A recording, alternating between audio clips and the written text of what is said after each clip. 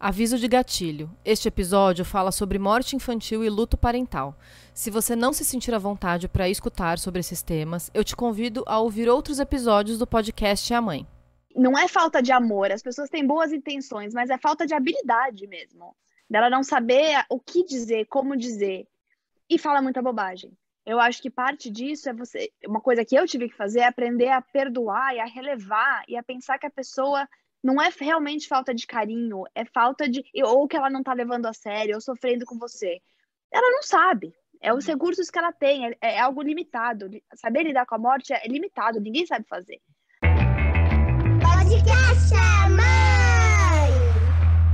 Olá, esse é mais um episódio do podcast A Mãe. Eu sou a Juliana Tiraboski e esse é o nosso bate-papo sincero sobre maternidade real. E hoje, abrindo a temporada de 2022, eu tenho duas convidadas mais do que especiais. Hoje a gente está voltando à formação original do podcast. Quando a gente começou esse podcast, em 2019, ele foi criado por mim, Juliana, pela Bárbara dos Anjos Lima, que é jornalista, podcaster no Estamos Bem, e pela Andresa Duarte, que também é jornalista, empresária. E na época, em 2019, eu e a Bárbara já tínhamos nossos filhos e a Andresa estava grávida. E aí a gente teve essa vontade de fazer um podcast para falar de maternidade de um jeito leve, sincero, desabafando sobre os nossos perrengues, nossas dúvidas, nossas angústias, mas também falando sobre o lado lindo da maternidade, sobre as coisas boas que a maternidade trouxe para a gente. E também trazendo embasamento jornalístico, trazendo muita pesquisa para esse podcast. E nós gravamos alguns episódios juntas, nós três. E durante esse período, durante a gravidez, a Andresa descobriu que a filha dela tinha uma doença. Ela vai explicar tudo pra gente daqui a pouco. E, infelizmente, a Estela não sobreviveu. Claro que isso foi um baque, né, para todas nós, especialmente para a Andresa, que passou por essa situação terrível, que é impensável para qualquer mãe. E a gente suspendeu o podcast. Depois de um tempo, a gente voltou com uma nova formação, com a Camila Borowski, nossa colega também. Mas a gente sempre teve essa vontade, a gente falou disso na época, de trazer a Andresa de volta um dia, depois que essa fase mais pesada do luto passasse, depois que ela quisesse falar sobre isso. A gente tinha essa vontade de conversar sobre esse processo que ela viveu, sobre o luto parental. E hoje, 2022, né, corta para 2022, a gente se reúne de novo, eu, a Desi e a Bárbara, para falar sobre luto parental. E, mais especificamente, o luto perinatal, que é quando a perda acontece durante a gravidez ou logo que a criança nasce. Então, eu queria agradecer muito a presença das duas. Eu estou muito feliz da gente estar reunida de novo. E agradecer principalmente a Andresa por estar disposta a falar de um tema que é tão difícil, tão pesado, mas a gente acha que é super importante falar disso, sem tabu, sem medo de falar, porque isso pode ajudar quem está passando por uma situação parecida. Ou, se você conhece alguém que está passando por essa situação, talvez a gente possa ajudar, como você pode ajudar essa pessoa. Então, meninas, queria dar as boas-vindas para vocês e agradecer que vocês estão aqui. Vocês querem dar um oi? Começa tu, Deza. Oi, todo mundo. Fico muito feliz de estar com vocês de novo. Parece que foi ontem. Parece, né? Ao mesmo tempo, tanta coisa aconteceu com cada uma. Então, aquela coisa, passou devagar, mas passou rápido. É muito estranha essa sensação, né? Teve uma pandemia no meio. Eu acho que a gente pode usar, inclusive, até a frase que se usa muito para maternidade, que eu me identifico muito, né? Que é: os dias são longos e os anos são curtos, né? Nossa, parece isso que é foi tão real, né? Gente, eu me identifico 100% com essa frase. Parece isso mesmo, real. Parece que faz muito tempo, mas parece que foi ontem ao mesmo tempo, né? Exatamente. E eu queria começar perguntando para a Deza como foi o início da gestação, como é que foi se descobrir grávida e como é que foi esse início da gestação até você descobrir que tinha algo errado. E lembrando, né, como eu já falei, essa é a formação original do podcast, então lá no começo, se você quiser voltar e escutar os primeiros episódios, tem lá nossos episódios falando sobre a gravidez, falando, eu e a Bárbara compartilhando nossas experiências e a Deza falando sobre as expectativas dela, né, então acho legal, se você ainda não ouviu, voltar lá e ouvir tudo desde o início, mas... É legal pensar isso, gente, né? Que lá no começo, antes da Deza já começar a falar, é muito curioso pensar isso realmente, né? Que lá atrás a Bia, quando a gente estava gravando, a Bia tinha 1 ano ainda. Nossa, era um bebê, né? Ela era muito pequenininha. Bebezinho. A Deza estava grávida. Eram outras coisas até que nos moviam na relação com a maternidade. E acho que a Deza vai falar muito bem sobre isso, mas eu acho que a experiência da Deza acabou transformando todo mundo em volta, né? Eu acho que, sim, trouxe reflexões importantes, assim, para todo mundo que estava junto dela naquele momento, que foi bem desafiador, eu lembro bem. Enfim, fala mais a Deza aqui, né? Que é a dona da palavra da história. A Bá acompanhou de camarote, né? O camarote que eu permiti também, porque para mim foi um período de isolamento muito grande depois. Mas o mais próximo que eu permiti as pessoas de estarem, a Bá estava lá, estava presente. Mas eu até, Ju, quando você me chamou para voltar, eu voltei a ouvir os nossos primeiros episódios. Porque eu falei, como que tava, né? Onde eu tava, onde estava minha cabeça, meu coração na época. E eu não sei se vocês se lembram disso, mas eu engravidei de surpresa da Estela. Não foi algo muito planejado. E para mim, conversei muito com a Bá sobre isso, que eu não sentia aquela conexão com a bebê muito grande. Eu lembro muito bem, e você comentou isso em algum episódio, né? A gente falou disso, que eu não tinha aquela... Eu não estava apaixonada, não era aquela coisa, aquele amor, era uma coisa que eu estava me descobrindo, para mim era uma... Tinha uma distância. Certo. E é muito louco pensar nisso hoje, porque... Essa distância eu acho que era a minha alma já sabia. Eu não sei, eu tenho essa sensação de que meu corpo já sabia, alguma coisa em mim já sabia o que ia acontecer. Foi uma proteção, uma defesa. Mas a história é aquela que vocês conhecem, a gente ficou juntas até 7 meses. Quando eu descobri que a Estela tinha essa doença, eu já tinha completado os 8. Foi no finalzinho do 7º mês. Final. Foi bem no final. Inclusive, a gente tinha um podcast marcado para gravar aquele dia que eu fui ao médico e quis desmarcar. Foi. Mas a gravidez foi tranquila. Eu tive, na verdade, que ficar de repouso um pouco, porque ela não estava ganhando peso. Mas nada preocupante. Nada que tivesse levantado uma bandeira, alguma coisa que fizesse eu pensar que tinha alguma coisa de errado. E aí foi num exame de rotina. Eu já tinha feito os 2 morfológicos, estava tudo bem. Foi um exame de rotina, que viram uma mancha no tórax dela. E ela estava muito abaixo do peso. Então, ela estava no percentil, se eu não me engano, na época, era, sei lá, menos de 20. Era muito baixinho. Então, ela estava muito magrinha. E aí, começaram a fuçar. Disso, eu tinha acabado de terminar o 7º mês. A partir daí, demorou uma semana, mais ou menos, nem uma semana, para eu receber o diagnóstico, porque daí eu fui procurar, naquele intervalo de, acho que foram 3 dias, eu procurei cardiologista, procurei dela, né, pediátrico, procurei especialista em feto. Então, eu fui atrás de tudo para tentar descobrir, para tentar diagnosticar o que estava acontecendo. E até então, esse baixo peso dela nunca tinha acendido um alerta, assim, nos médicos? Nunca ninguém falou sobre isso? Nada. Era uma época... isso, né, dessa que tu falou, que tu ficou um pouco, né, que era assim, fica um pouco mais... segura um pouco a onda, não chegou nem assim, tipo, gravidez de risco, vai para casa. Não. Era só isso, não era nem isso, era tipo assim, segura um pouco a onda, toma um pouco mais de sol, eu lembro que tinha umas recomendações de sol. Quer dizer, mas assim, os médicos, não era médicos ou o médico que te acompanhou via que ela tinha um peso mais baixo, mas então, não que isso essa foi algum problema ou... Essa foi uma outra questão. Eu não consegui encontrar o obstetra. Então, a essa altura, vocês lembram disso? Eu já estava no meu 8º. Você mudou bastante, né? Verdade. Eu mudei muito. Então, não é que alguém... Todo mundo fala, ela tá magrinha, então descansa, tá trabalhando muito. E na época eu tava trabalhando muito. E aí eu era só descansa. Então não tinha nada demais, sabe? Não tinha nada que realmente... E eu não sou grande, o Rodrigo não é grande, então a resposta era sempre, ela vai nascer magrinha. Entendi. E se eu soubesse, porque hoje eu tenho um bebezinho que nasceu com quase 4 quilos, então... Que é um bebezão, né? Que é um bebezão. Quer dizer, o tamanho dos pais não teve nada a ver com isso, né? Mas então foi isso, eu fui fazer esse exame de rotina, e foi tão de rotina que o meu marido nem foi junto, quem foi minha mãe, e aí olhando. Sabe quando começa a demorar muito? Aí chama uma outra pessoa. Sim. Aí me levaram para uma cardiologista olhar. E aí foi vindo aquela coisa de um sai da sala e entra outro. Demorou 40 minutos para fazer cada exame. Foi muito esquisito. E aí eles falaram, na época, tem alguma coisa esquisita. A gente acha que é Down. Mas a gente não tem certeza.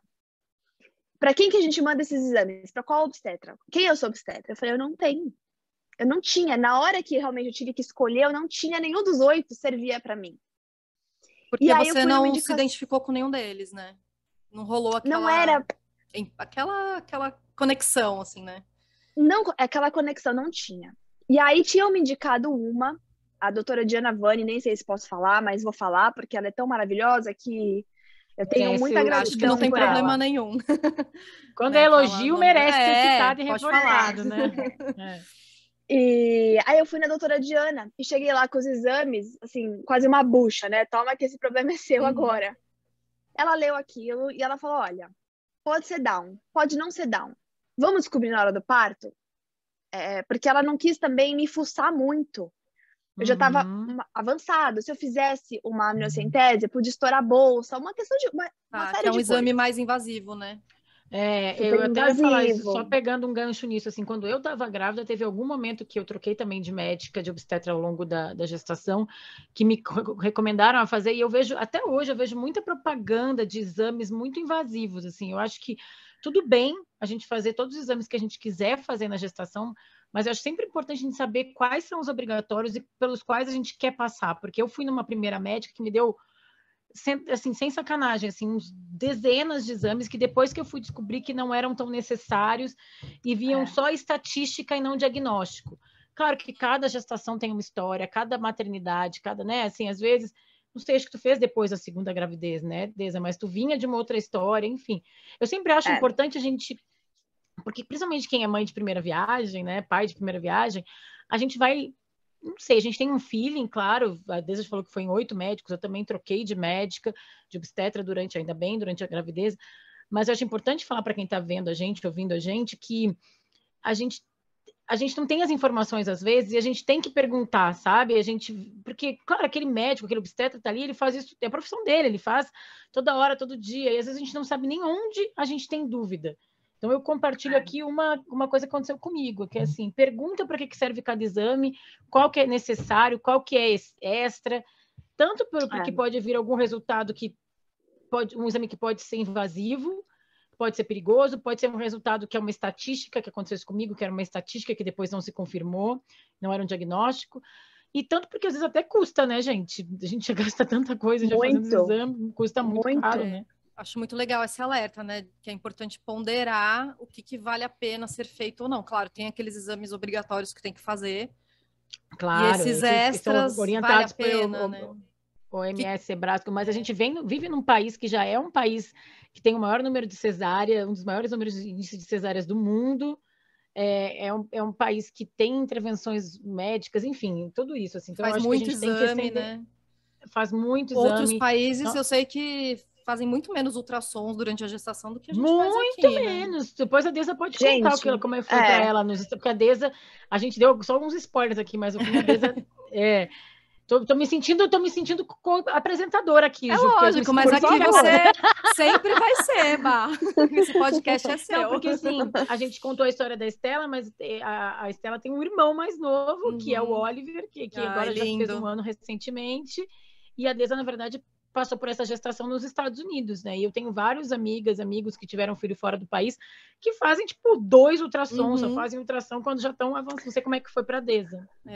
Foi isso mesmo. Eu acho que eu fiz 4, mas para mim, por causa da minha história, era desesperador. Sim. Então, deve ser angustiante, no fim, né? É muito angustiante, muito angustiante. E no que a Bárbara falou, realmente, pedem muitos exames. E eu acho que eu tenho que deixar claro, desde agora, que a história da Estela foi algo randômico, assim, foi uma coisa completamente aleatória. Não é a história de todo mundo. Então, para mim, eu não tinha porquê. Se eu tivesse feito esse monte de exame, eu tinha pegado a doença dela antes. Mas não tinha por que eu fazer. Eu ainda tinha menos de 35 anos, não tinha histórico na família, nada me levava a crer que eu teria que ter feito mais exames, os genéticos, por exemplo. Eu não fiz nenhum. Mas não teria Coisas indicação de fazer, né? Não teria por não que teria você indicação. fazer. Mas aí, também não é para todo mundo sair fazendo. Sim, sim. Porque também, eu queria até saber o que tu pensa disso, assim. Ter feito algum dos exames teria evitado alguma coisa? Como tu falou que foi randômico, assim, tu vai saber e vai lidar talvez com aquela informação por mais tempo, né? Assim, talvez digerir de uma certa forma, mas não é que teria um tratamento, se fosse descoberto mais cedo, tu poderia ter feito algum tipo de tratamento, né? Que mudaria. Não é nada disso, né? Então. Não, o resultado final não teria sido diferente. O que teria sido diferente, talvez, e assim também, longe de mim dizer como cada um sente a dor, né? Mas eu acho que eu teria sofrido menos. Entendi. Porque foi muito tarde. Então, eu já estava num estágio com tudo pronto. Claro. Quando ela nasceu, ela já era um bebê formado. Então, eu não sei. Tem gente que perde com uma semana e sofre muito. Então, eu não sei se faz diferença, né? Cada um sente a dor de uma forma. Mas eu acho que para mim teria evitado um pouco de sofrimento. Entendi. Eu peguei muito tarde. E aí, quando você levou os exames para essa médica e ela falou, vamos esperar o parto e ver o que acontece, como é que foi isso para você? Na verdade, ela me perguntou, faz diferença o seu bebê ter Down ou não? Vai mudar a sua... Você vai querer ele menos ou não vai querer? Eu falei, não, tanto faz, vamos nessa. E eu deixei. Isso foi, eu acho que uma terça-feira. Eu lembro porque vocês gravam, né? Fomos lá, fui embora. O que a gente tinha decidido é que a bebê ia nascer mais cedo. Ela ia nascer com 36 semanas. A gente tinha decidido, então, induzir o parto antes. Chegamos em casa, meu marido falou assim, isso não me convenceu, vamos fuçar um pouco mais? E aí a gente foi atrás de um médico especialista em medicina fetal. Ele olhou os exames e ele falou assim, olha, você tem 2 possíveis resultados dessa situação. Uma delas é que sua bebê é completamente normal e que essa mancha no tórax é uma hérnia e a gente vai operar assim que ela nascer. Ou ela tem um problema genético, que ele achava que não era Down, mas que podia ser cromossomo 13 ou 18, que é o Patel e o Edwards. Então ele falou, de duas, uma. Ou ela vai ter uma hérnia, ou ela tem uma genética. Então, naquele momento, de repente, virou uma questão de vida ou morte. Até então era Down, uma vida que eu não... não é que eu não queria, mas que não é a vida que a gente sonha, que não sonhava, né? Que não idealiza. Não é o que a gente idealiza. Né? Mas uma vida, né? Cada vez mais a gente tem exemplos de pessoas bem-sucedidas, carreira, profissão, relacionamentos, enfim, mas é uma vida, né? Nessa época, inclusive, me mandaram um texto que chama Bem-vindo à Holanda. Não sei se vocês já leram. Não, é muito legal. Que a gente passa a nossa vida toda idealizando uma viagem para a Itália. Como a gente vai fazer, as cidades que a gente vai visitar, as coisas que a gente vai comer. De repente, o seu voo tá pousando e falam bem-vindos à Holanda. Aí você fala, mas eu não queria vir para a Holanda. Aí você tem que chegar na Holanda e ver que tem como chama? Os windmills. Os moinhos. E que é um lugar lindo também. Mas que não é o que você tinha idealizado no primeiro momento. E era bem isso. Talvez a minha vida fosse morar na Holanda e não ter uma vida na Itália. Mas aí quando ele me deu essa não era nem um diagnóstico, né? Era possíveis diagnósticos. Uma perspectiva, né? Essa perspectiva, enfim, sei lá. Virou uma perspectiva de vida ou morte. Aí ele falou, o único jeito da gente descobrir é fazendo a amniocentese, que é quando eles injetam a agulha dentro da barriga e puxam o líquido amniótico para testar. E foi isso. Isso foi uma quinta. Eu já tinha ido em cardiologista de novo, já tinha fuçado mais. E aí a gente ficou sabendo, no domingo, que ela tinha não sei nem se era domingo, mas eu acho que era domingo, que ela tinha a síndrome de Edwards, que era o cromossomo 18, e que ela não tinha nenhum tipo de perspectiva de viver. Ela poderia incompatível com a vida, né? Ela era incompatível com a vida. E isso significa e a outra que ela... síndrome... Desculpa, a outra síndrome imagina. Que era a outra suspeita que tu falou, a 13, Patel. que é Lã? Patel. Ela também é incompatível com a vida? Incompatível com a vida. E incompatível com a vida ela poderia até nascer e sobreviver, mas ela não ia conseguir respirar, ela não ia conseguir comer, coisas que representam o que é viver, né? Respirar é a primeira coisa. Então, e por isso que é incompatível com a vida. E aí, a partir disso, foi um mês, assim, de muita burocracia, porque daí aí eu voltei naquela médica, levei o resultado, e aí começaram as opiniões médicas do que eu deveria fazer. Alguns falaram que eu deveria interromper, outros que eu poderia continuar, mas que ela ia morrer no parto, porque ela ia nascer e ela ia sufocar. E isso, para mim, essa palavra me dói até de falar, sabe? Porque é muito pesado, né? Pensar é muito pesado. nisso. E aí ficou Mas seria possível interromper àquela altura, com a gravidez tão avançada? Era seguro se você optasse por isso? Era seguro, era seguro. Mas, inclusive, as nossas recomendações foram essas. E aí começou todo um processo burocrático na justiça. Para eu conseguir autorização, também, né? Porque ela já tinha, acho que ela já estava com 32 semanas, mais ou menos. 30 semanas, 31, estava entre essas 30 e 32 semanas. E já não era mais considerado seguro para o bebê, se fosse o caso, né? E nem para mim. E também, legalmente, você não poderia fazer isso sem essa autorização judicial, é isso? Não poderia. Não poderia, tanto que eu, sem decidir o que eu queria fazer, eu entrei nesse processo na justiça. Eu comecei a pedir autorização. Tive que pedir jurisprudência, porque não tinha motivo para eu interromper. Gente, assim, o processo todo no Brasil é muito cruel. É muito cruel. E eu fico pensando, na época, até, como uma forma de eu lidar com isso, eu criei um Instagram, que eu nunca nem divulguei para ninguém, mas que eu falava sobre isso. Precisamos falar sobre luto. E tinham mulheres que me mandavam mensagem falando assim, eu tô grávida, não posso interromper, porque eu não tenho essa opção de interromper. O bebê morreu dentro de mim, eu tenho que ficar esperando até ele sair sozinho, até expelir, o corpo expelir. Gente, não, isso é desumano, né? Obrigar uma mulher a passar por isso. E eu acho que é tão do limite de cada um. Eu acho que é isso, né, Deza?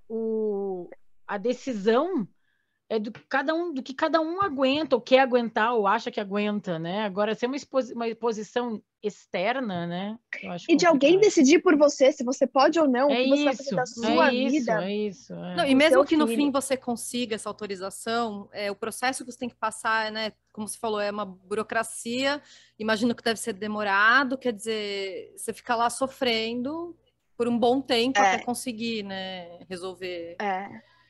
E eu fiz tudo pelo processo público. Eu não fiz com advogado particular nem nada. Então, demorou bastante para eu conseguir essa autorização, se eu quisesse ou não. E saiu essa autorização? Essa autorização saiu. Quando essa autorização saiu, eu comecei... Eu tinha chegado a marcar a interrupção e eu fui desmarcando e remarcando, desmarcando e remarcando. Eu não tinha muita coragem de fazer. Eu não tinha certeza dentro de mim, sabe? Daí começam aquelas coisas. Será que eu devia? Será que essa é a minha missão de vida? Cuidar de uma criança que veio com essa doença? Será que é isso que eu tenho que fazer? Será que eu não estou fugindo da minha responsabilidade? Eu comecei a procurar centro espírita, porque eu queria o que acontece com a alma dela se eu interrompo, se eu faço um aborto? E, gente, assim, eu sou 100% a favor do aborto, a mulher faz o que ela quiser com o corpo dela. Mas não era uma coisa que eu estava optando para mim. Desculpa, te interrompi, mas você era religiosa antes disso? Antes de procurar esses centros espíritas? Você já era? Eu era. Não sou mais. Jura, Deza? Juro, Bah. Mexeu muito comigo. Durante todo esse processo, eu até me apeguei muito a Deus. Falavam para mim, Deus é bom o tempo todo, sabe o que faz. E aí eu comecei a perder, não minha fé, mas minha confiança. Sim. Sabe? A confiança do... A certeza, como que você faz isso comigo? É a confiança. O que eu fiz para merecer? Né? Tipo, o que eu fiz para merecer? Por que eu que sempre fui tão crente, tão fiel, né? Assim, eu acho que a gente começa discutir mesmo, né? Porra. A discutir. E não é nem porque para mim, porque é ela. Por que ela tem que passar por isso? Sim, foi uma coisa mais difícil, assim. E eu sempre falo, eu briguei com um amigo que eu gostava muito. Continuo gostando, mas não quero mais na minha vida, sabe? Sabe quando você corta uma relação que não tá mais te fazendo bem? E eu fiquei... Hoje em dia, assim, eu não rezo mais. Alguma coisa morreu ali. E não sou Estela. Posso fazer essa brincadeira, né? Mas eu acho que alguma coisa morreu mesmo. E eu acho que eu fiz o caminho inverso do que muita gente faz, que é se apegar mais ainda, né? Ficar mais religioso, se se apega apoiar mais na na religião para superar, né, esse momento de luto, de É. perda. Minha cabeça já vai mais para um... Não, minha Fala, cabeça vai mais para um caminho assim, se tirou isso, o que mais não vai tirar, Qualquer sabe? coisa pode acontecer, né? E sabe que Qualquer eu coisa. vi, assim, mesmo de quem estava do lado, assim, próximo, né? Como a Deza falou, o espacinho que ela deixou a gente entrar naquele momento, eu vi realmente a Deza numa mistura de uma pessoa de fé, que ela era, com uma pessoa capricorniana e jornalista. Eu vi ela muito atrás de informação também, sabe? Ela foi atrás de muitas perguntas para muita gente. Isso que ela foi atrás de religião, foi atrás de ciência, foi atrás de psicologia, e eu acho que me parece, quando tu fala sobre isso, é que tu não encontrou as respostas que tu queria na religião, né? Naquele momento. Então, Não. isso que também fez tua fé diminuir um pouco, né? Porque tu foi atrás dessas explicações e não recebeu nada de volta. Então, realmente, né? Foi muito difícil, assim. A questão da fé me deixou... Tudo sempre me apeguei muito. E aí isso me deixou um vazio, assim. Eu me senti muito sozinha. No porquê que estava acontecendo isso com uma bebezinha. Então isso me afastou muito. Entendi. E aí, nesse momento em que você, né, procurou o centro espírita, ficou refletindo sobre o que fazer, no fim das contas você decidiu não interromper, né? Ju, eu decidi interromper. Foi. Eu decidi interromper. Tá. Quando eu fui nesse centro espírita, a mulher falou que o aborto, né, na religião, essa alma vai para o fim da fila da evolução. Ela falou, mas antes... Daí a própria senhora falou, antes de eu ser espírita, eu sou humana. Se sua filha vai sofrer, não faz sentido você esperar ela nascer. E foi isso que eu comecei a pensar. Por que eu vou ser egoísta de fazer esse bebezinho nascer? Sufocar, ter uma dor física que dentro da minha barriga ela não tinha. Claro. Não, que bom que ela falou isso, né? Que ela conseguiu separar a crença religiosa dela Total. Do posicionamento pessoal dela, porque podia ser uma pessoa que te colocasse uma culpa tremenda, né? De Total. falar, não, você não pode fazer isso com a sua filha, porque você vai condenar ela, né? Que bom que ela falou isso pra você. Foi. E aí eu ficava pensando isso, por que eu vou ser egoísta de tirar ela daqui, que ela tá protegida, ficava pensando que ela tava quentinha, e aí ela ia nascer, poder não respirar, ir para uma sala gelada, longe de mim, porque ela ia ficar entubada, cheia de médico. Nossa, E aí foi quando a gente decidiu interromper. Isso já tinha... Aí eu já tava com 34...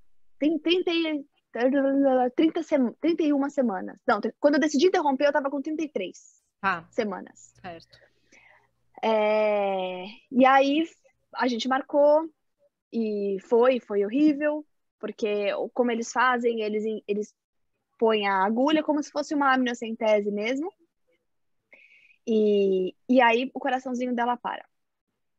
Eu tive médicos muito bons, mas nesse momento eles fazem uma contagem regressiva, assim.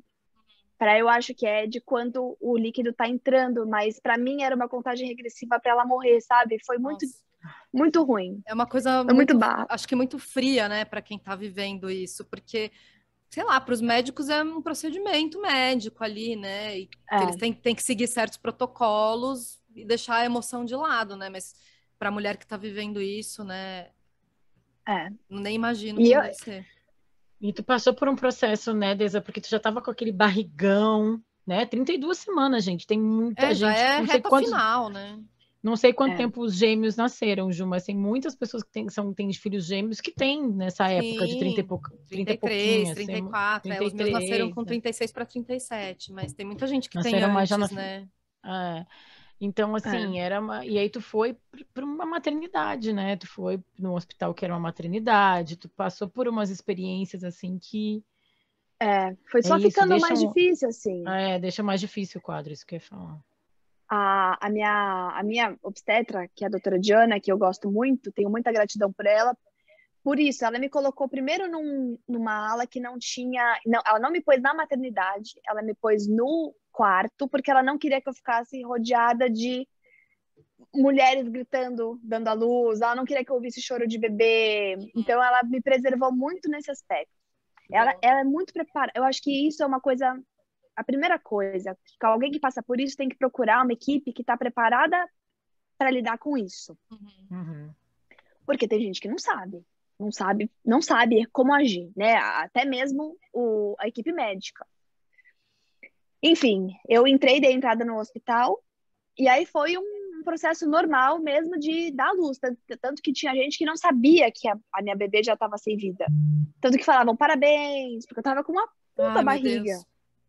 Gente, ali do hospital. Grande. E eu tava como eu tinha bastante líquido, minha barriga tava muito grande. Nisso eu tava com 34 semanas. Odessa, e aí tu estava falando sobre esse processo que vocês decidiram tirar, e nesse processo todo, porque é uma coisa que a gente também vê muito, né? Como é que estava a tua relação com o teu marido, com o Rodrigo?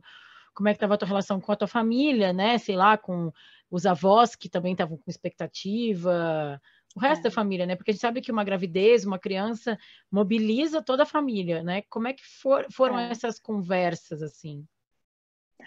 Muito difícil. Minha mãe estava comigo quando a gente teve o diagnóstico, então ela sofreu muito desde o começo. Mas para contar para as pessoas, o meu marido não estava comigo quando deram os primeiros diagnósticos. Então quando eu contei para ele, ele falava assim: não é isso, talvez é uma suposição, não vai ser nada. Então, no começo tem uma resistência, né? Ninguém quer aceitar, ninguém quer acreditar que aquilo é o que está acontecendo. Mas aí as pessoas vão mergulhando numa tristeza profunda com a gente, e ficam tentando passar muita força, porque é difícil, todo mundo perde, né, Bá? Sim. Vocês, como amigos, e ninguém sabe lidar, né? E aí eu acho que também isso que acontece, por isso que eu acho tão importante a gente falar muito sobre isso, né? Sobre luto parental e perinatal, como a Ju reforçou. E aí, claro que a história da Deza é muito emblemática, aconteceu quando ela já estava com a gravidez ainda mais avançada, terceiro trimestre e tal. Mas em todas as fases, né? Tu mesmo falou, Deza, tem gente que perde com 4 semanas e fica super mal. E eu vejo tanta gente falar falar tanta coisa errada, e eu não acho que é por maldade, não. Eu acho que é porque a gente não fala nada desse assunto, ninguém está preparado para falar sobre isso, sabe? E aí nisso a gente se sente obrigado a falar alguma coisa, e aí eu vejo isso ao redor também, em falar alguma palavra de consolo, como se fosse adiantar, né? Às vezes, assim, não tem nada que tu vá falar para alguém nesse momento. O máximo que tu pode fazer é dar um abraço, oferecer, às vezes, uma ajuda prática, né? Tenho essa médica para indicar. Eu lembro que eu falei para a Deza, quer que eu faça uma lista de séries e filmes para tu ficar vendo na Netflix, para tu pensar em outras coisas? Quer que eu faça um supermercado para ti? Quer que eu vá e limpe tudo que tem de bebê na tua casa? Tô pensando, né, que as pessoas que estão ouvindo a gente e tem alguém perto que querem... Porque cada pessoa também lida de um jeito, né? Então, assim, eu sempre acho que nessa hora a melhor ajuda que a gente pode oferecer é prática, sabe? E às vezes, porque na palavra a gente se perde, às vezes, justamente porque a gente fala muito pouco sobre o assunto. Ouvir, né? Também se propor a ouvir de verdade aquela outra pessoa que está passando por aquilo, o que ela está sentindo. Queria aproveitar esse comentário da Bá, porque eu conversei com uma psicóloga, a Ana Paula Siqueira, que é psicóloga parental, especialista em adolescentes e em orientação aos pais. E ela já participou do podcast, ela gravou comigo, inclusive, um episódio muito legal sobre pré-adolescência, que é o 32. Se alguém quiser escutar sobre isso, volta lá. E eu fiz algumas perguntas para ela sobre luto. E uma das perguntas foi justamente o que fazer e o que não fazer para ajudar uma pessoa que está passando por isso. E isso que a Bá falou, né, de ouvir a pessoa, ela falou que é o mais importante, que é você não só ouvir, mas você perguntar para a pessoa, né? O que ela quer, o que ela não quer fazer. Vamos escutar um áudio que ela mandou sobre isso? Nós não sabemos lidar com perdas, com luto e com tristeza porque não fomos educados para isso. Nós somos seres humanos que fomos criados para vencer, para competir, para ser felizes. A gente não foi... durante a nossa vida, nós não somos educados para lidar com perda. Diante disso, muitas pessoas, na intenção de ajudar, né, claro que a pessoa ela quer ajudar, às vezes ela vai falar coisas inadequadas ou não apropriadas. Então, o que fazer quando estamos diante de pessoas enlutadas, de pais enlutados? É estar por perto, é acolher, é perguntar para essa pessoa o que você quer. Como eu posso ajudar? Essa frase é muito importante. Como eu posso ajudar? Porque tem pessoas que querem ficar sozinhas. Tem pessoas que querem os parentes por perto. Tem pessoas que querem ficar perto de pessoas. Tem pessoas que não querem ficar dentro de casa, querem sair. Tem pessoas que querem ficar e não sair de casa, né? Cada pessoa vai reagir de uma forma. Então a gente tem que perguntar o que essa pessoa quer. Como você pode ajudar? E respeitar as vontades daquela pessoa. Claro, a gente não vai deixar a pessoa uma semana trancada dentro do quarto. A gente vai tentar conversar, tirar ela de lá, mas não forçar, né? Coisas que a gente não deve dizer. Isso vai passar. Foi melhor assim. Vai ficar tudo bem. Eu lembro de um caso que eu atendi, que eu estou atendendo ainda, de uma paciente que passou por 2 lutos, os 2 seguidos, né, na pandemia. E ela um dia chegou muito irritada na sessão, dizendo para mim: as pessoas só sabem me dizer que vai ficar tudo bem, mas não tá tudo bem. Eu estou triste, tá doendo, né? E ela dizia isso chorando muito. Então, não diga para a pessoa que vai ficar tudo bem, porque não tá tudo bem. Você acolhe, se você tiver uma proximidade, abrace. Se você não souber o que dizer, não diga nada. Não diga nada. Quando a gente não sabe o que dizer, a gente não diz nada. Se a gente tiver uma proximidade, a gente abraça, a gente fica por perto, a gente só pergunta: o que eu posso fazer? Como eu posso te ajudar? E espere a resposta da pessoa, né? E faça aquilo que a pessoa quer fazer. Eu acho que essa é a melhor conduta quando a gente está por perto de pessoas enlutadas. Eu achei legal isso que a Ana Paula falou, principalmente pela questão do também, isso que a Deza, buscando o que a Deza falou no começo, que é uma coisa muito significativa, né? Um luto, uma morte, sempre mexe com quem está em volta, e às vezes a gente se sente na obrigação de fazer alguma coisa, e a pessoa não quer, né? Então, assim, também tem que respeitar os limites do outro. Às vezes, eu gostei que ela falou, claro que a gente não vai deixar ninguém trancado no quarto uma semana, mas talvez por uns dias a pessoa não queira falar contigo, né? Ela está lidando com uma coisa muito maior. Então, assim, de repente, sei lá, manda umas flores, manda só uma mensagem que talvez não vai ser respondida. Eu lembro que uma das mensagens que eu mandei até para a Deza, eu falava um monte de coisa, não precisa me responder, não se sente na obrigação de me responder. Quando tu tiver a fim de falar sobre isso, sobre qualquer outra coisa, me fala. Né? Eu acho que eu mandei uma mensagem para a Deza assim também, na época, falando, não precisa responder, tá? Eu só quero que você saiba que eu tô pensando em você, mas não precisa responder. Exatamente. Porque às vezes a gente acaba na intenção de ajudar, criando mais uma demanda para essa pessoa que está lidando com um negócio gigante, né? Que deve estar recebendo mensagem de um monte de gente, e aí ela tem que parar para ficar respondendo um por um, né? Como é que foi para você, Deza, essa parte aí do apoio? Teve de tudo. E eu acho que é isso que a psiquiatra falou, a psicóloga, a especialista falou. Uhum. A psicóloga falou que não é falta de amor, as pessoas têm boas intenções, mas é falta de habilidade mesmo. Dela não saber o que dizer, como dizer, e fala muita bobagem. Eu acho que parte disso é uma coisa que eu tive que fazer é aprender a perdoar e a relevar e a pensar que a pessoa não é realmente falta de carinho, é falta de... ou que ela não tá levando a sério, ou sofrendo com você. Ela não sabe.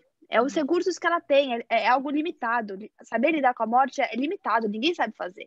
Eu tenho uma amiga que passou por uma situação muito parecida com a minha, 1 ano depois, mais ou menos. Mas ela descobriu nos primeiros 3 meses. Eu não sabia direito o que falar. Porque, de novo, ela não contou pra ninguém, ela quis aquilo muito reservado. Eu não, eu falava, eu gostava de falar porque era uma forma de eu entender a minha dor, de eu entender o que estava acontecendo. Pra mim foi importante falar, é importante falar. Hoje em dia, até melhor, né? Porque dizem que a gente tem que falar a partir de uma cicatriz e não de uma ferida.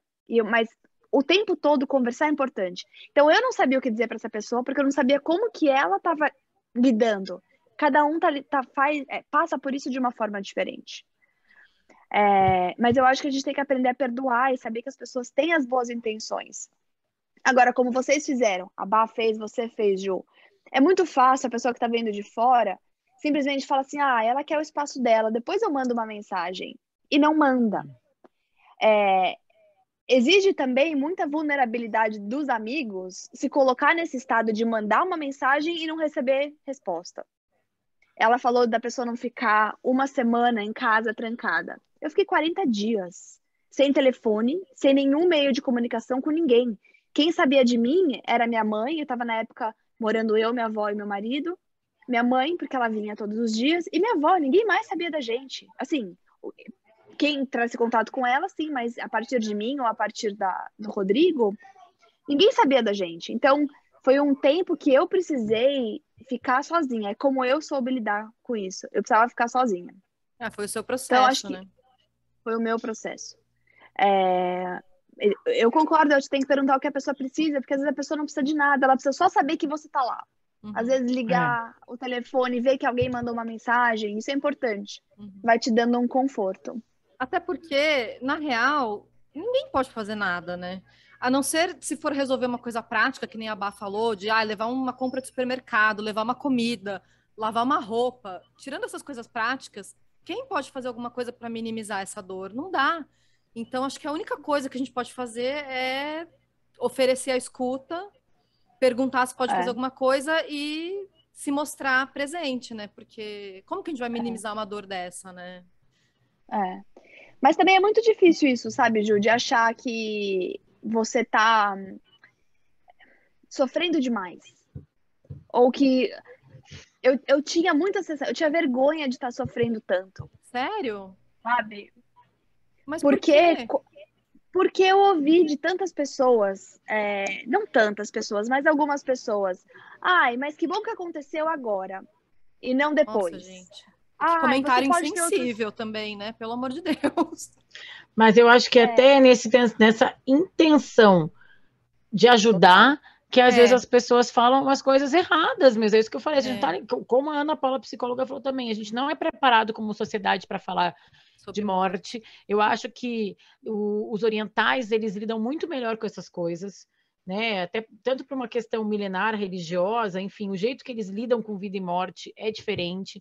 Aqui a gente é muito ligado em conquistas, vitórias, e óbvio que é legal, né? Ninguém está falando que não é ótimo, mas é ótimo ver a parte boa da vida, mas ela também tem mortes, tragédias e tal. Né? Sofrimento, exato. E aí, mas eu acho que sim, que também uma coisa que a Ana Paula falou. Vai passar, podia ser pior. Gente, não, gente. Podia, não podia, pior do que eu tô passando agora, gente. O que vai me dar um chute agora no saco, né? Mas o que... E, de novo, eu acho que cada um faz o melhor que pode. Mas o fato dela não ter nascido com vida e eu não ter convivido com ela e perdido... Diferente, por exemplo, de eu perder meu filho hoje. E claro que é diferente, são dores diferentes, eu acho. Porque você perder alguém que já tá vivo, você perde toda uma história com a pessoa, né? Você perde o teu passado, a tua vida com aquela pessoa. Você perder um bebê que você não conviveu, você perde todo o futuro. Tanto que eu vejo, cada coisa que meu filho faz, eu penso assim, e se fosse, e a Estela que eu não vi engatinhar, ou comer, ou mamar, coisas assim. E as pessoas não têm muito essa noção. Então falavam pra mim, você vai ter outros filhos, imagina se ela tivesse morrido depois. Então eu comecei a sentir que eu tava sofrendo mais do que eu deveria. Não, gente, como é que uma mãe enlutada se sente culpada por sofrer? Não pode. Ela tem todo o direito de sofrer. E aí você vai ter outros filhos. Gente, eu vou ter outros, mas não é a mesma pessoa, eu acho que é uma questão de timing também, né? Eu acho que a Deza hoje, quando ela vê aconteceu há 2 anos, Deza? Vai fazer 3 agora, né? Em quase julho. 3 já, né? Tá. 2,5, vai. Então, assim, eu acho que a compreensão que tu vai tendo, o jeito que tu vai lidando com a dor, com o luto, com a morte, vai processando essa informação, talvez tu chegue a algumas conclusões, assim, tu perdeu algumas coisas, talvez se fosse uma criança que tivesse nascido, talvez tu se sentisse muito pior. A gente também não sabe, né? Cada um reage de um jeito. Mas assim, não é o que tu quer ouvir na hora, né? Na hora a gente tem que ter o direito de viver os nossos lutos, de viver nossas dores. Aí nessa necessidade de superação, que eu acho que a gente vive muito nessa necessidade de supera, bota um cropped, sabe? E reage. Reage, bota um cropped. Não. Cara, não tô conseguindo reagir, quero ficar de pijama por enquanto, me deixa, sabe? Tem que me dar dá o tempo, direito. né? E uma coisa muito interessante, que eu perguntei também para Ana Paula, se o processo de luto é diferente para um luto perinatal, né, ou na gravidez, ou logo que a criança nasce, de um luto parental de uma criança mais velha. E ela me falou que, na opinião dela, não é diferente, justamente porque cada um reage de um jeito. Então, ela falou isso para mim, ela falou, eu não tenho como dizer se um luto é pior do que o outro, porque de uma mãe que perdeu o filho na barriga, ou de uma mãe que perdeu um filho com 5, 7 anos de idade. Eu não tenho como dizer qual que é pior, porque cada um sofre de um jeito e reage de um jeito. Então, não é isso, assim, não dá pra gente medir os níveis de sofrimento, né? Não dá. Quem perde um filho mais velho tem todas aquelas memórias do que passou, e quem perde um filho mais novo tem o vazio de não ter tido essas vivências com o filho, né? E eu também queria tocar um outro áudio dela, que eu perguntei para ela das fases do luto, né? Ela falou um pouquinho disso, e eu queria saber depois como é que foi para a Deza. Sim, existem as fases do luto para todos os enlutados, né? Inclusive no luto parental, mas essas fases não são lineares, né? Existe a fase da negação, da revolta, até chegar na fase da aceitação, mas elas não são lineares. E nem todo mundo passa pelas fases do mesmo jeito, né? Tem pessoas que vai sentir revolta primeiro, tem gente que vai sentir negação primeiro, né? Cada pessoa vai vivenciar a sua fase, cada pessoa vai vivenciar o seu luto. Então, o processo de luto em si, ele é muito individual, tá? Então, existem as fases. Se existem coisas em comum, acaba às vezes acontecendo de uma pessoa para outra, tá? Mas cada um vai viver o seu processo, tá? Acho que resumindo é isso, cada um vai viver o seu processo de luto de acordo com a sua dor, com a sua experiência, com a sua vivência. Deza, como foi para você, assim, você teve essas fases marcadas de negação, de revolta, de aceitação, ou foi diferente para você? Ju, pra ser sincera, não foi nada muito marcado. Como ela falou, não é linear. Então, eu não tive hoje eu estou brava, amanhã eu estou negando. Não, foi tudo um bololô que aconteceu tudo ao mesmo tempo, assim. Foi tudo muito intenso, porque eu prefiro até separar por os momentos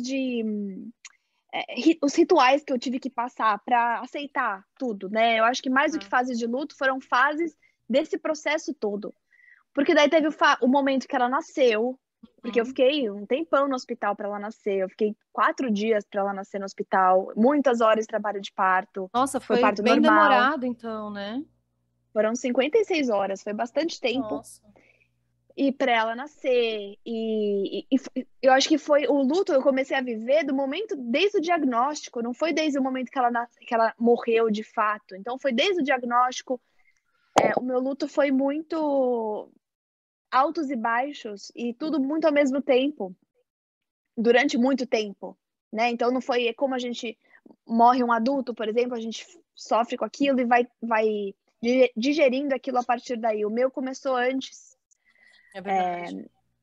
E foram vários lutos para diferentes processos, do diagnóstico, depois da interrupção, depois o luto de fato do nascimento dela, depois da cremação, depois das cinzas, que inclusive as cinzas dela eu joguei no mar aí na Ilhabela. Ah, que lindo.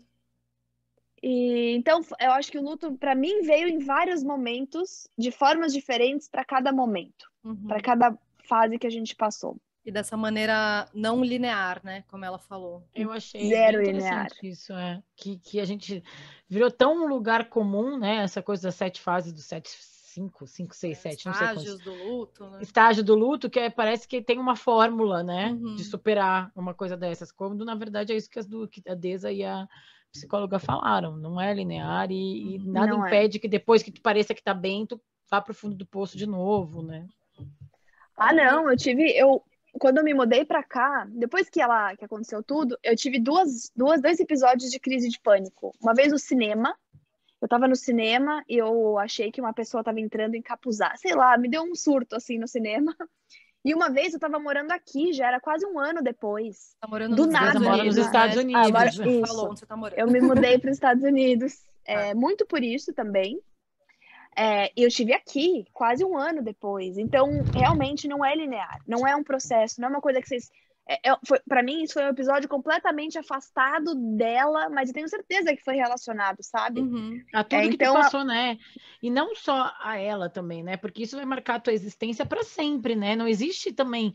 Acho que também isso que a gente fala, superar, né? Não, é uma coisa que vai marcar a tua existência para sempre. Então, não é que tu nunca mais vai sentir, né, dor. Não. E claro que vai se ressignificando, mas não é que tu apagou com uma borracha que aconteceu contigo. Não, né? não, porque é disso, você não supera, você aprende a conviver. Exato. E volta às vezes do nada, de uma forma diferente. E é isso, como eu falei, eu me sentia muito culpada de estar sofrendo daquele jeito, porque talvez eu não devesse, mas depois, quando vai aliviando e você vai ficando, voltando a ser feliz, vamos dizer, você também tem aquela culpa de falar, putz, cada vez que eu sinto feliz, eu me sentia que eu me afastava mais dela, sabe? Como se eu estivesse me afastando daquela dor e eu fosse esquecer o que foi passar por aquilo e pegar ela no colo. Então, é tudo isso, de você não é que você fica, você aprende a viver, você vai vivendo de outras formas, mas aquilo fica, não tem como passar, não passa. Eu perguntei também para Ana Paula se tem assim, em geral, né, claro, a gente já falou, vamos reforçar que cada um vive de um jeito, mas em geral se tem um período mais difícil, porque eu vi alguns especialistas falando que geralmente o primeiro ano é mais difícil porque você tem as primeiras coisas acontecendo sem o seu filho na sua vida. Por exemplo, o primeiro Natal, primeiro aniversário. Esse primeiro ano seria o mais difícil porque você tem essas primeiras datas sem o seu filho com você, assim. Você acha que para você foi assim ou não? Porque você falou que um ano depois você teve essa crise de pânico que provavelmente está relacionado ao que você passou. Você acha que esse primeiro ano realmente é o mais pesado, assim? Ju, eu acho tudo muito pesado. Uhum. Eu acho tudo muito pesado. Não tem um momento pior, assim, né? Putz, pra mim o momento pior, eu acho que de todos foi... E eu sei que o episódio é pra isso, né? Mas é pesado, assim. Eu fico assim, às vezes até de falar, assim, porque você pensa num bebê que não era pra passar por uma situação dessa. Mas pra mim, pôr ela no caixão foi a pior coisa. Nossa. Porque não era para aquilo, não era pra combina aquela né? situação com uma criança. É antinatural, né? Isso é muito louco. Quando eu fui, ela já tinha nascido, eu tava levando ela de cadeira de rodas pro estacionamento do hospital para pôr ela no caixão. Poder só me esclarece uma dúvida, desculpa te interromper, mas você estava falando do momento do parto. É uma indução do parto e você tem um parto natural, foi isso? Foi. Eu entrei no hospital para ter a bebê normal, de parto normal, porque a minha médica, como eu ainda estava de 34 semanas, o corte ia ter que ser de comprido em vez de lateral, né? Horizontal. De lado horizontal, E ela achou que fosse ficar uma marca muito feia em mim e que ela queria diminuir isso o máximo que desse. Tá. Então ela sugeriu o parto normal. E eu digo que ela foi maravilhosa porque até o momento que colocaram a injeção na coluna, ela me abraçou, ela estava comigo na maca, me segurando. Então todo esse processo foi igual. E aí ela me induziu o trabalho de parto, que desde que demorou 56 horas. Ah, entendi. A minha injeção, a minha anestesia não pegou. Foi uma coisa bem assim, surreal. Foi muito para eu viver aquilo, parece, sabe? Uhum.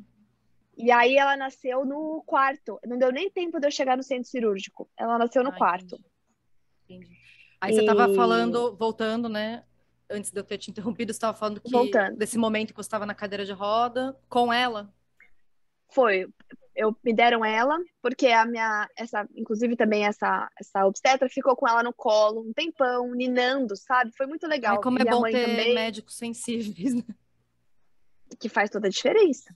E Toda. aí eu fui com ela de cadeira de rodas até o estacionamento do hospital. E ela sem vida, né? Nossa, E gente. quando eu saí do hospital com o Oliver, eu saí na cadeira de rodas com ele. Então aquilo para mim, assim, foi quase 2 anos depois, não foi 2 anos depois, foi 1 ano e pouco depois, como aquilo me marcou. Foi tipo um flash, sabe? Eu andando com ele, eu vi aquela outra cena daquele outro corredor. Então, não teve momento pior, assim. Eu acho que esse foi o pior, mas todos são horríveis do seu jeito, sabe? Uhum, E ao mesmo entendi. tempo, é louco dizer isso, mas ao mesmo tempo, maravilhoso de ter pegado e visto a bebê. Eu acho que se eu puder falar, eu sei que muitas mulheres vão achar isso esquisito, mas para mim ajudou. Eu tirei foto dela, eu tirei foto com ela.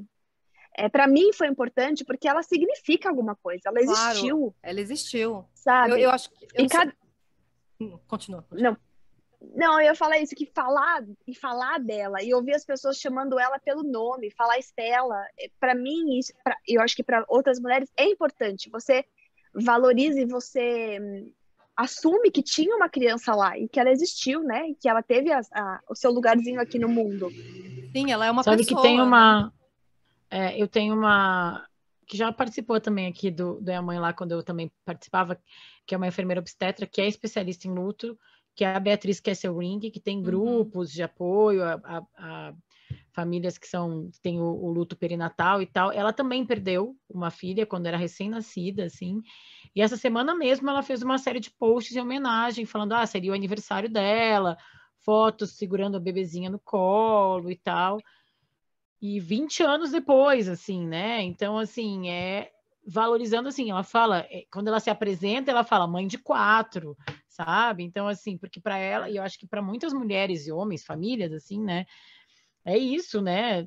Sempre vai existir essa criança, não é porque não viveu muito que não existiu, E eu acho né? que é importante quem está em volta, né, os amigos e a família, não minimizarem essa perda, né?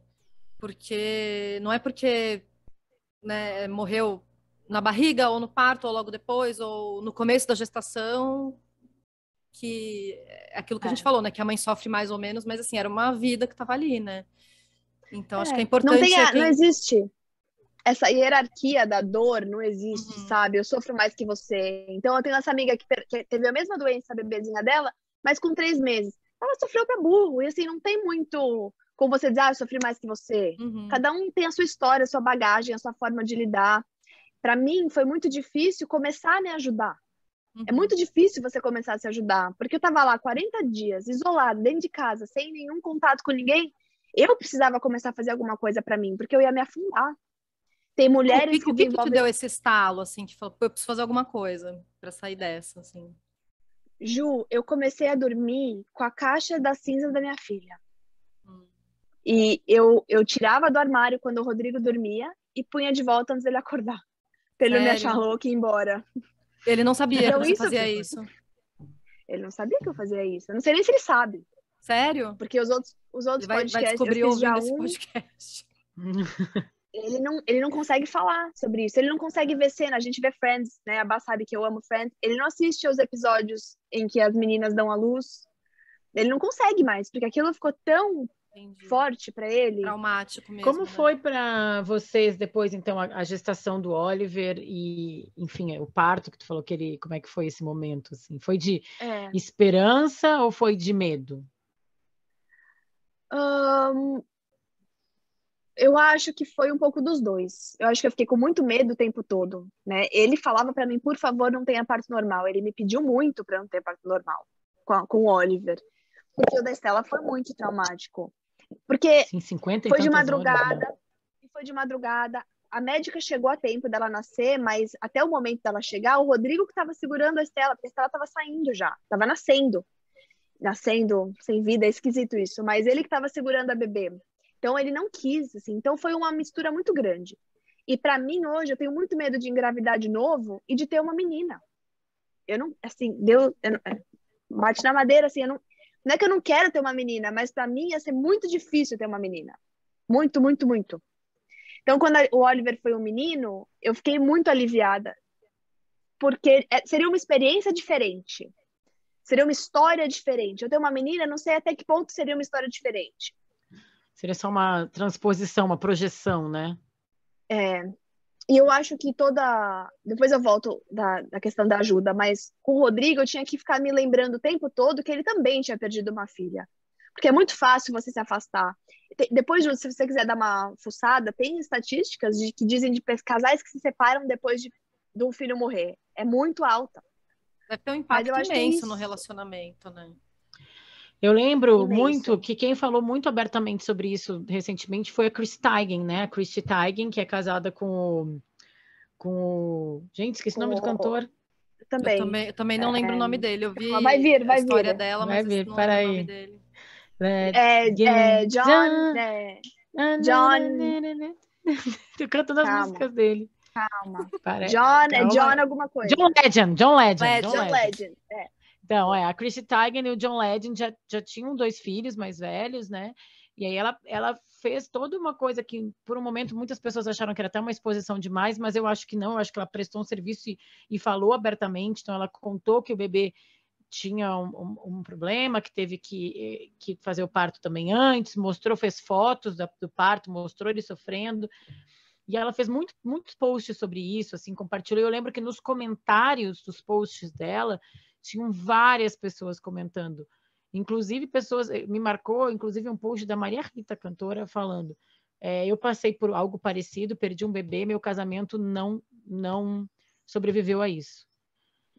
Porque é muito difícil, né? Isso. Porque a gente... É isso que a Deza falou. Eu tô lidando com essa maior dor do mundo e essa pessoa que é do meu lado, que por muitas vezes a gente imagina que vai ser quem vai nos apoiar quando a gente está mal, também está muito mal. Só que a dor dele é diferente da nossa, e qual que é o limite, né? Tem que lembrar que é uma pessoa que também está perdendo, né? Eu acho que é isso. É muito difícil. Esse negócio da exposição que você falou, muitas vezes eu me senti, porque eu não sei se você viu, Ju, mas um mês mais ou menos depois que ela morreu, eu fiz um post no meu Instagram que na hora eu falava assim: olha, por que eu tô me expondo desse jeito, sabe? Eu me coloquei num estado tão vulnerável que, de verdade, que me dá vergonha às vezes de eu falar disso, porque eu me coloquei tão aberta, eu me expus tanto, e que eu sei que muita gente deve ter pensado: por que ela tá sofrendo? Por que ela tá falando disso ainda, sabe? Mas que você ajuda outras pessoas. Quanta gente não me mandou inbox pra falar: eu passei por isso, eu tô passando por isso. E depois, no futuro, sabe, foi muito... Até gente que ouvia nosso podcast. Acho que gente que... Eu lembro que tu me falou isso, gente que compartilhou. Gente que tu ajuda e no mesmo processo também tu te ajuda, né? Porque tu te sente parte de uma comunidade, não sei, tu não te sente tão sozinha, né? Você valida, né? Valida, exato. Não é uma coisa que tá escondida no fundo do armário, né? Como tu tirava as cinzas toda hora, acho que também era isso, né? Não tá escondido no fundo do armário, tá aqui comigo, minha filha tá aqui comigo na cama. Não, eu acho super simbólico, eu acho super corajoso, na verdade, fazer esse tipo de exposição. É muito corajoso você se expor, se abrir desse jeito, né? Mas eu acho muito importante, muito importante. Aquela coisa de representatividade, né? De você ver alguém que está passando pelo mesmo problema que você e saber que você não está sozinho nessa, né? E aí eu queria também te perguntar como foi seu processo, não de superação, porque como você falou, algo que não se supera, mas que aprende a conviver, mas o que você fez para aprender a lidar com essa situação? Você fez terapia? Que tipo de terapia? O que te ajudou mais? Como é que foi? De cura, né? De cura, eu acho que é a palavra. Então, eu comecei com isso quando eu comecei a achar um pouco esquisito eu fazer isso, eu pegar as cinzas dela e dormir. Umas coisas que eu achava que eu não precisava mais ficar naquele sofrimento, sabe? Que eu precisava deixá-la embora. Eu acho que eu estava também prendendo um pouco. Eu comecei com coisas muito pequenas, sabe? Do tipo, passar rímel. Para mim, conseguir passar rímel foi uma coisa muito simbólica. uma bobagem, mas eu nunca saio de casa sem rímel, não importa pra onde, só um rímel, qualquer coisa, mas eu passar o rímel já me ajudou. Eu vou falar das coisas bem práticas, que me ajudaram muito antes de falar das coisas mais fortes, assim. Comprar roupa. A gente falou disso também num podcast nosso, no episódio que a gente fez, da mulher ficar um pouco no limbo, de não saber quem ela é, porque ela não é mais aquela mulher... né? Talvez. Sim, acho que a gente falou de autoestima. Sim. Que você não é mais a grávida, você não é mais a mulher de antes, você não é... Quem é você, né? Eu fiquei muito, quem sou eu? Eu não sabia quem eu era, porque também não era mãe. Então, sei lá, eu tô até hoje de sutiã de amamentação. Então, eu não sei quem era eu depois que eu tava sem bebê, com leite. Então, com coisas que estavam acontecendo comigo que eu não sabia mais quem eu era. Então, eu comecei a comprar um pouco de roupa, sabe? Para eu tentar buscar a minha nova identidade. Eu acho que isso me ajudou muito. Nesse processo meu mesmo. E eu fui procurar terapia. Eu fui primeiro numa psiquiatra, porque eu não dormia. E eu não cheguei, isso eu acho que é importante falar, eu não me deprimi, eu não tive uma depressão, porque a depressão ela é basicamente uma alteração química. Né? E a gente tem que ressaltar que tristeza é diferente de depressão, né? Depressão é uma doença, tristeza é um sentimento, né? Então, você com certeza estava muito, muito triste, arrasada, mas é diferente de você ter uma doença, a depressão, né? E eu tinha tido depressão, então eu sabia a diferença daquilo. Então ela não me deu um remédio para depressão, porque a depressão, o antidepressivo, ele vai achatar o seu sentimento para você conseguir passar por aquilo. E a psiquiatra falou para mim, eu vou te dar um remédio para sono, para você dormir. E se permita, e ela falou bem assim, se permita bater o pé no fundo do poço. Sente a sua dor, sofre. É importante você viver isso para você conseguir sair. Então, para mim, eu não conseguia dormir. Então, a primeira coisa que eu fui me resolver era meu sono. Porque quem não dorme, para nada na vida não se recupera. De nenhum tipo de doença, de gripe, você precisa dormir. Então, eu comecei a tratar o meu sono. A partir dela, eu fui numa terapeuta. É uma terapeuta que chama terapia interpessoal, que ela trata exatamente um trauma específico ou um luto que você está vivendo. São 14 sessões. Podem ser 16, eu acho que depende muito da pessoa. Eu acho que eu fiz 16. Que todo dia, em vez de você estar falando lá do seu passado, dos seus pais, da sua família, da sua infância, você está trabalhando só a sua dor daquele momento. Claro, outras coisas vão vir, mas você trata aquela doença. É como você ter um problema no joelho e você vai só tratar o joelho e não um tratamento específico, né? Específico, pontual e com data para terminar. Isso foi muito legal. E essa psicóloga me levou para outras especialistas. Assim, de novo, eu tive a sorte de ter o privilégio, né? Eu sei que é uma posição muito privilegiada de eu ter a possibilidade de ter esse monte de ajuda. Muita mulher não tem nem como procurar uma ajuda de um psicólogo. Sim. Eu consegui buscar essas especialistas que me ajudaram muito. Então, até para quem não consegue fazer isso, coisas que ela me indicou. Eu, por exemplo, fiz um álbum sobre a Estela. Eu tenho um álbum dela, de toda a minha gestação, de tudo. Do momento que eu descobri a gravidez até a foto da gente jogando as cinzas dela no mar. Para eu poder voltar naquilo sempre que eu quiser. Sempre que eu tiver vontade, eu abro esse álbum, eu vou atrás, aí eu fecho e guardo. Então, isso foi muito legal de fazer. Eu também fiz arte terapia, que foi uma forma de eu começar a pôr para fora alguns sentimentos, começar a extravasar. E foi maravilhoso. Eu fiz microfisioterapia.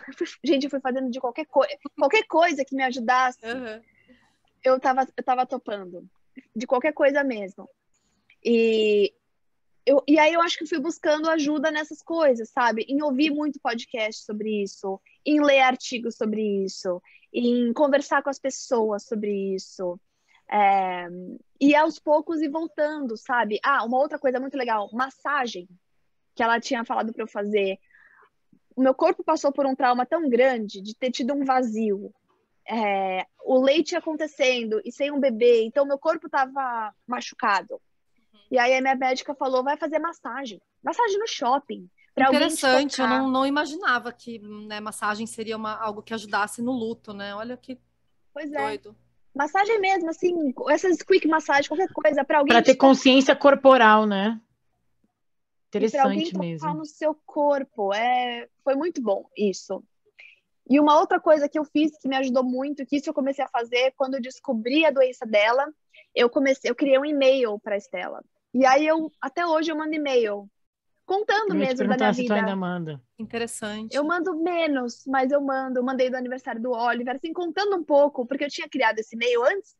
Eu falei que foi no diagnóstico, mas foi antes. Eu criei para começar a contar a história dela. E aí eu ia dar para ela a senha quando ela tivesse, sei lá quantos anos, 18 anos. E aí, aí foi bom porque eu comecei a contar toda a história dela.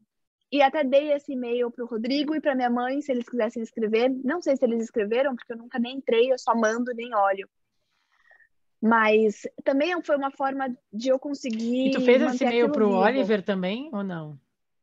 Não fiz. É mais uma coisa que eu acho que fiquei, daquelas coisas que a gente fala, que a gente não sabe, mas sabe, né? Coisas que não tem explicação, eu acho. Não tem explicação. Mas acho que é Não legal tem. isso, qualquer pessoa fazer para o filho, né? Eu vou fazer para os meus, de você mandar histórias e coisas que aconteceram e Faz. fotos, né? E vai contando a história da Então, vida daquela criança e quando ela crescer, você dá a senha. Sensacional. eu acho muito Eu bom. E acho no muito fim, legal. para mim ficou uma forma do diário, né? Uhum. De eu pôr meus pensamentos, minhas energias. E os primeiros foram assim. Até tem um e-mail, eu tô não fazendo um podcast, hoje eu conversei, que a gente não tem um vínculo muito forte, mas eu tô trabalhando para melhorar. Ah, Coisas assim. Então é bem legal. Eu acho que isso ajuda bastante. E pedir ah. ajuda, né, Ju? Porque é muito Uhum. difícil pedir ajuda. Sim. Falar, eu tô precisando de ajuda, tô precisando disso, tô precisando daquilo. Até o que a Bá falou, quando te perguntam o que você precisa, fala o que você precisa. Uhum. Eu acho importante. Você não se e conta o que você está sentindo. Você tem que respeitar o seu momento e ser paciente com você.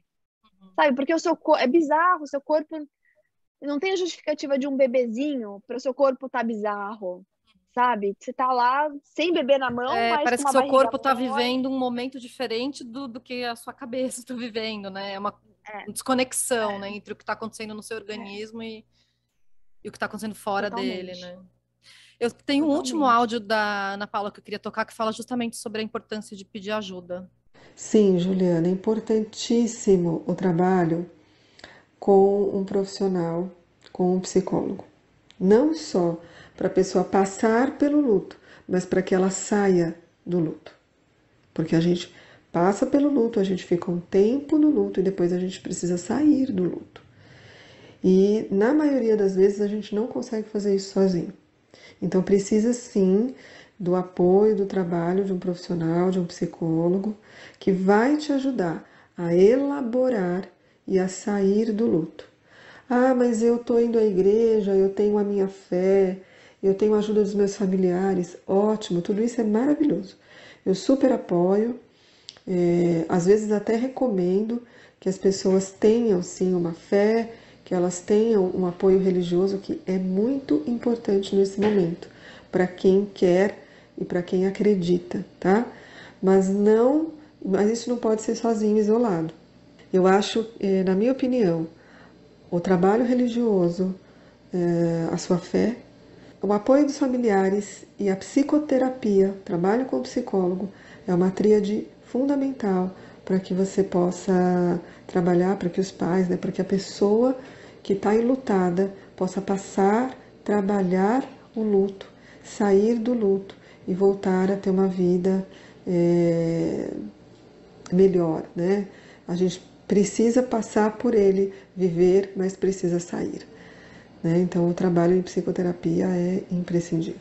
Ela falou que para sair você precisa ter ajuda, ter essa tríade. Eu acho que para sair você tem que passar. Então é não fugir do luto, sabe? Não Viver tentar se ele, né? distrair, viver, porque se você não vive, ele volta de uma outra forma. Uhum. E Cobra num outro depois, momento né? da sua vida ele cobra. Então, para sair, o único jeito de sair é passar.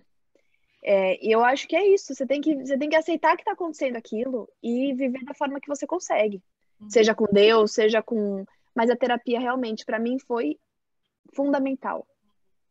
E mesmo quem não consegue, pagar um terapeuta particular, existe muitos que você consegue encontrar no sistema público de saúde, que você tem direito a buscar. E além do sistema público de saúde, vamos lembrar que tem várias universidades, inclusive particulares, que oferecem tratamento ou gratuito ou por um preço simbólico. Então, também é um recurso importante para quem não tem, né, muita grana para investir nisso. E também existem psicólogos particulares que também reservam alguns horários para atender gratuitamente ou por um preço simbólico. Então, bora procurar ajuda quem estiver precisando mesmo. E grupo de apoio, como a Bá comentou, da Bia, grupo de apoio para você ficar dentro de uma sala com pessoas que sabem o que está sentindo, porque chega aquele momento que você fala, puta, de novo vou falar sobre isso com quem não sabe o que eu estou vivendo. Parece que você é chata, que você não quer sair daquela, que você está arrastando o seu luto. Então, conversar com gente que passou é muito legal, é muito importante. Você sempre vai ter alguém disposto a te ouvir, né, nesses grupos. E alguém que entende o que você está passando. Eu fico pensando, se alguém tivesse passado por isso antes de eu passar, eu não sei se eu não pensaria assim, poxa, mas... E olha, eu acho que eu sou uma pessoa empática. Acho mesmo, mas eu não sei se eu não falaria alguma coisa, nossa, mas ainda, vamos nessa, né? A vida segue, ela tem outros filhos, pode ter outro bebê, eu não sei se eu não... Eu acho que passar por isso foi muito importante para eu... Rever conceitos. Rever conceitos. Então, eu acho que é fica lição importante para todo mundo, né? Para a gente ser mais empático com a dor dos outros também, né? Mas, assim, eu acho importante a gente finalizar esse episódio mostrando que tem luz no fim do túnel, né? Que você vai passar pelo luto, vai sofrer, mas que tem uma saída e uma esperança, né? De você conseguir tocar sua vida depois de uma perda como essa, né? É possível tocar sua vida, nunca vai mudar, nunca vai esquecer. Eu acho que eu nunca vou esquecer. Mas eu consegui... Mas sabe que eu acho que é mais importante que eu acho que é uma coisa que a gente talvez não acredite, e eu acho que isso é para vários lutos, né? Mas o teu ainda, que para mim é um dos mais pesados, assim. Mas eu acho que é isso, assim, que eu acho que eu diria para quem está passando por isso e quem, como eu, viu a Deza passar, assim, você vai sorrir de novo, né? Tu vai conseguir ser feliz de novo, tu vai ter outros momentos, a vida não vai ser definida só por isso, essa tragédia que aconteceu, essa coisa triste que aconteceu.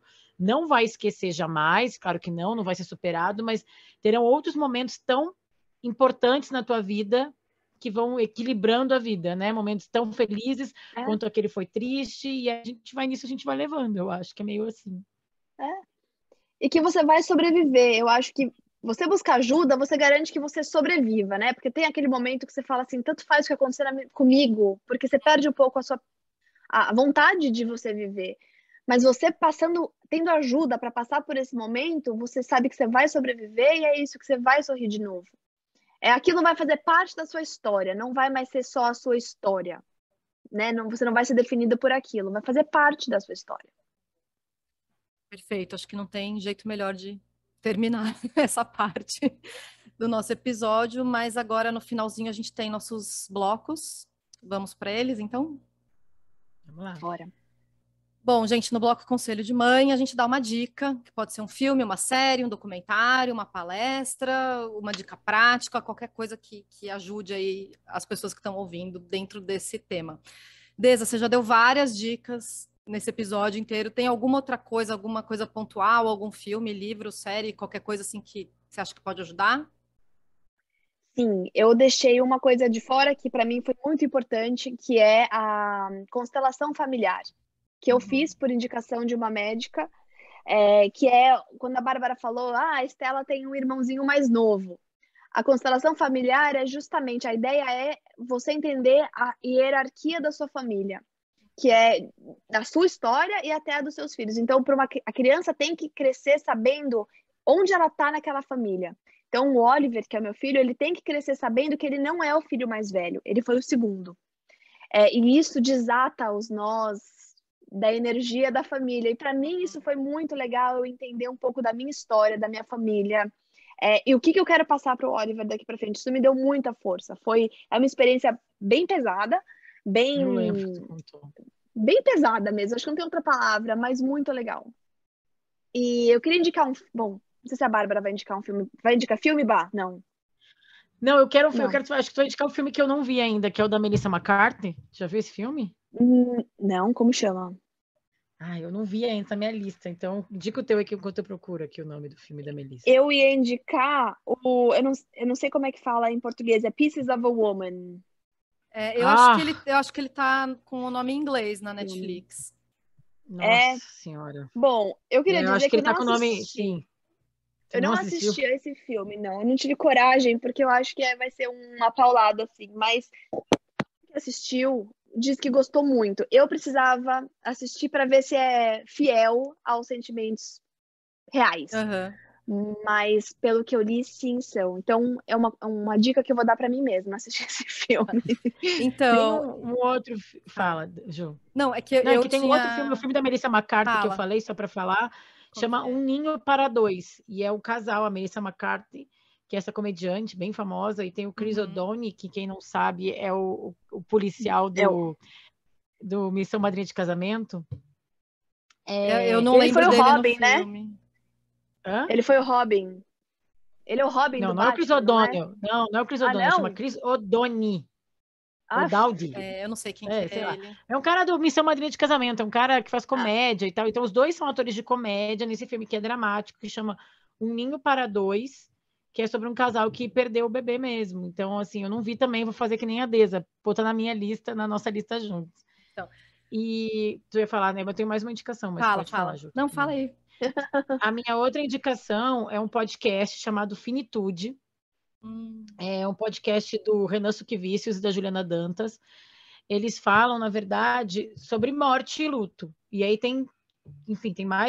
acho que tem 8 temporadas, tem várias temporadas aqui, não sei quantos episódios tem, mas eles começaram muito forte, um pouco antes da pandemia, mas eles ganharam mais força na pandemia.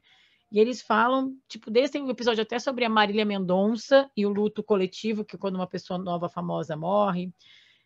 Fala muito sobre a pandemia, sobre os enlutados da pandemia. Fala sobre como lidar com a vida, como tem episódio sobre suicídio, tem episódio sobre luto parental. Enfim, ele vai destrinchando vários aspectos da morte ali. É bem legal, tá em todas as plataformas de áudio, chama Finitude. Ótima dica aí do podcast. E eu ia falar do filme Pieces of a Woman também, e assim, foi um filme que eu adiei até hoje assistir, porque eu também não tinha coragem, falei, não quero ver, isso é muito sofrido, não quero. Aí quando a gente resolveu gravar esse episódio, eu falei, tá, eu vou assistir esse filme. E aí eu assisti. Agora vai. E aí? Então, ele é bem pesado. Eu não sei se ele é uma boa indicação para quem está vivendo esse luto. Acho que pode ser um gatilho muito forte. Acho que para quem já está se sentindo melhor, como a Deza, pode ser. Talvez seja uma melhor indicação para quem está em volta de quem está enlutado, porque ele é bem pesado. Eu não sei se ele retrata fielmente, óbvio, porque eu não passei por isso, mas assim, ele é super angustiante. A cena do parto é angustiante porque você é meio sofrido ali, você já sabe que vai dar ruim no final, então é super angustiante.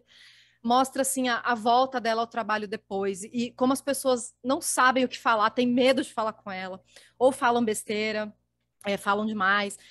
Mas aí tem toda uma outra camada desse filme, que ela fez um parto domiciliar, e aí a família pressiona para ela processar a parteira que estava ali auxiliando ela. Então ainda tem essa coisa de processo e tribunal no meio. A relação com o marido, como é que fica, e relação com a família, né, com a mãe, as irmãs, tudo muito conturbado. Então, assim, é um filme pesado, mas muito bom. A atriz que faz é a Vanessa Kirby, que fez a irmã da rainha no The Crown, é maravilhosa. Ela foi indicada ao Oscar, acho que ela não ganhou, não tenho certeza. Mas, assim, atuação incrível e é um filme pesado. Mas é curioso isso que tu falou, Ju, que eu também não tive coragem de ver. É um filme que acho que é aquele tipo de filme que eu sempre fico pensando, um dia eu vou estar no astral para ver, eu vou estar preparada. Mas você tem que estar na vibe, assim, não é um filme que você vai... Mas a gente nunca vai estar preparada, eu acho, para esse tipo de coisa, situação, filme. Então, Mas eu acho que essa sua dica, Ju, é boa para as pessoas que estão em volta assistirem. É isso que eu acho. Eu vou aproveitar e vou dar uma outra dica, então, para as pessoas que estão em volta, que é uma coisa que eu ouvi no podcast da Oprah, que eu adoro, o podcast da Oprah, que ela falou que em vez de quando você conhece alguém que está passando por algum tipo de luto ou alguma tristeza, você não pergunta como é que você tá, você pergunta como é que você tá hoje. Porque como que a pessoa tá hoje? Amanhã ela já pode não estar bem de novo. De novo, é um processo que não é linear. Então, sempre quando você falar com essa pessoa, como é que você tá hoje? Boa. Muito bom. Boa dica. É uma delicadeza. Bom, vamos para o nosso último bloco, então. Só para a gente finalizar, é o Se Eu Soubesse. Deza, se você pudesse voltar atrás, você faria alguma coisa de diferente em todo esse processo aí? Lá no começo você falou dos exames, né? Eu não fiz os exames, mas não fazia sentido fazer naquele momento porque você não tinha indicação. Mas assim, eu sei que é difícil a gente projetar o que a gente faria diferente, porque agora a gente já sabe o que aconteceu, mas em algum momento você faria algo de diferente?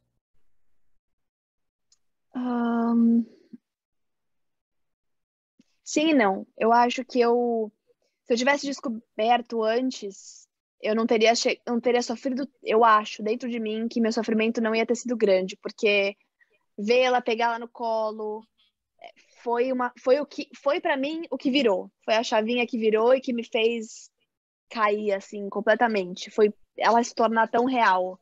Entendi. Mas ao mesmo tempo não tinha como você saber isso antes, né? E ao mesmo tempo tu falou exatamente que isso te ajudou também, né? Ter a foto, ter o processo, viver tudo, né? Eu acho que eu sou muito grata, assim, por tudo, #gratidão, né? Mas não é isso. Eu agradeço muito por ter tido a oportunidade de pegar ela no colo. Porque eu sei que muitos lugares levam o bebê embora e acabou. Para mim, ter ela comigo foi maravilhoso. Muita gente fala assim, mas o Oliver esse é o bebê arco-íris, né?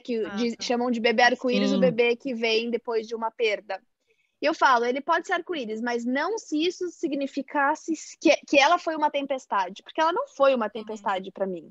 Hoje em dia foi muito difícil, foi muito cruel e eu não desejo isso para ninguém na vida. Mas para mim, ela é minha filha. Ela não é uma coisa triste, uma coisa ruim. Então, eu acho que eu não faria nada.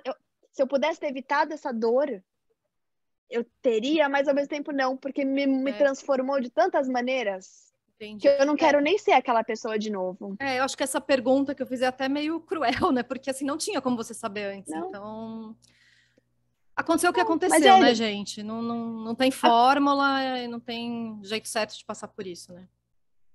Não, mas hoje em dia, que bom que eu passei, sabe, Ju? Eu acho que me transformou como pessoa. Com certeza, eu olho né? para as pessoas algo que de uma você não passa diferente. incólume, né? Você não passa sem se transformar, eu acho. Então, não. Meninas, acho que é isso, então. Queria muito agradecer vocês. Eu fiquei muito feliz da gente se reunir, bater uma nostalgia ali dos nossos primeiros dias de gravação. De vocês. Presencial presencial, gravar presencial, sem pandemia, aí. sem se preocupar, podendo ver as pessoas e abraçar, e né, aquele nosso projeto tão legal que acabou, né? Mas eu fico muito feliz que maneiras. Eu também fico muito feliz, Ju, que tenha segurado ele e levado ele para frente. Mas eu quero que vocês voltem, a gente pode falar de outras coisas aqui. A Deza é mãe do Oliver, então ela pode voltar para falar de outros temas relacionados à maternidade. A Bá sempre vai ser parte desse podcast também, quero que ela volte outras vezes. A Camila também quero trazer. E voltaremos. É isso, eu fiquei super feliz de conversar com vocês. Eu estava até nervosa de fazer esse episódio, porque falei, meu Deus, é um tema muito difícil de falar. Será que a gente vai conseguir conversar sem as três desabarem no choro? Vai rolar? Deu tudo certo. Eu fiquei nervosa, mas eu acho que a gente tem que falar mesmo, né? Tem que ajudar quem está passando por isso. Eu acho, Ju, foi bom você abrir esse espaço. Quanto mais a gente fala, mais fácil fica a conversa. Então, é isso, gente. Quem está ouvindo aí, se estiver passando por isso, sinta-se abraçada, procure ajuda. E é isso, gente. Até o próximo episódio, então.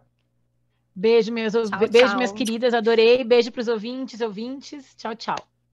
Beijo, obrigada.